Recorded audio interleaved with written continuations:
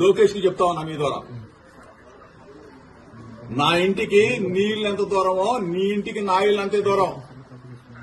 ఇవాళేమో సంబరపడుతున్నామో, రాక్షస ఆనందం పొందుతానో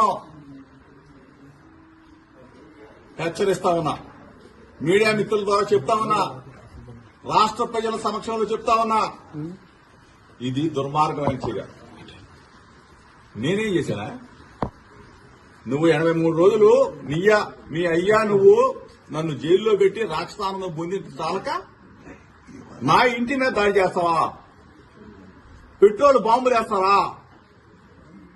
అసలు ఇంత దుర్మార్గులాగా ప్రవర్తిస్తారు మీరు. నేనేమన్నాను?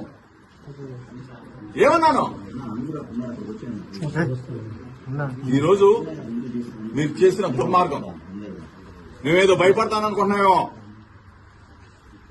చూస్తా.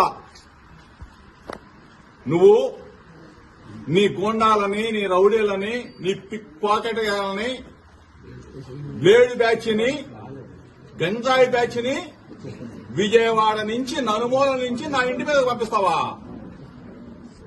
నీకు పెళ్ళాం పిల్లలు లేరా? నీకు ఇల్లు లేదా? నీకు కుటుంబం లేదా? ఇవాళతో ఇది ఆగిపోద్ది అనుకుంటున్నావా? లోకేష్ చెప్తా ఉన్నా, నువ్వు ఇటువంటి రాక్షసానందాన్ని కదా నువ్వు తప్పైందని చెప్పకపోతే ఇటువంటి పనికి మాత్రం పిల్ల చేస్తలకి జోలికి భయపడ్డావు. చిన్నప్పటి నుంచి రాజకీయాల్లో ఉన్నా నీ పిల్ల చేసలకి, నీ వెర్రి చేసలకి నీకు నిన్న చెప్పా, ఒళ్ళు తగ్గించుకున్నావు కానీ నీ చిప్పు దొబ్బింది, నీ మెదడు మొత్తం దొబ్బింది. ఏం పనురాయి పనికి మానోడా?